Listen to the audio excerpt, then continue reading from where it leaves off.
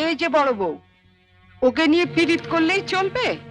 এদিকে টেবিলের উপর যে এটো বাসনগুলো পড়ে রয়েছে, সেগুলো মাজা কষা করবে কে? হ্যাঁ, কটা ঝি চাকর আছে? যাচ্ছি মা। চলো না দিদি, আমি তোমার সঙ্গে হাতে হাতে কাজ করি।